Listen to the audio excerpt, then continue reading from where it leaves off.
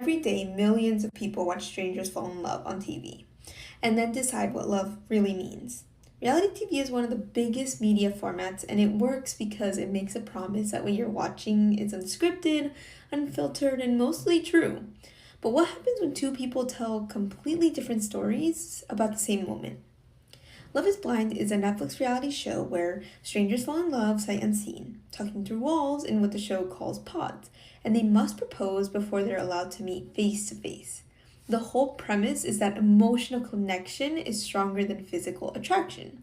And season 3 gave us Zenab and Cole, a relationship that looked like love and then looked toxic. It ended at the altar. Zenab said no, and she told Cole and everyone else watching exactly why. Two cuties, sizes of her palm. Cole had asked if she was really going to eat both before dinner. A small comment, easy to forget maybe, but Zenab said it wasn't just one comment. It was a pattern.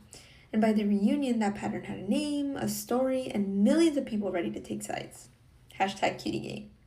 Habermas described the public sphere as the space where individuals come together to discuss societal problems, form public opinion, and influence how power is exercised. Historically, that looked like coffee houses and newspapers. Today, it looks a little different. Comment sections, TikTok, social media, and that's exactly where Cutiegate landed. She was so insecure, justice for Cole, the way people took her word and mistreated him makes me sick. But also, he leaned into her being the villain. Hundreds of comments, thousands of likes, no real consensus. Habermas imagined the public sphere as a space for rational debate. What Cutiegate gave us was sides, and then Netflix was forced to show its hand. The reunion, Cole turned to the producers and said, Not crazy. I'm not a pathological liar. If you have it, please air. Netflix obliged, and the clip was ambiguous. But here's the thing, it didn't change much because nobody was watching it with fresh eyes. Everyone already had a version of the story in their head. And this is where Baudelaire becomes very helpful, writing about something called the simulacra. In a world saturated with so much media, the representation of something can come before the thing itself.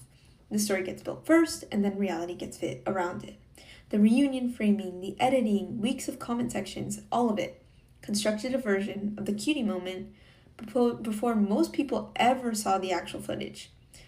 The media didn't just cover the story, it constructed it, and Cole had just asked it to save him. Zenab said the footage confirmed everything. Cole said it didn't. And honestly, both reactions make sense.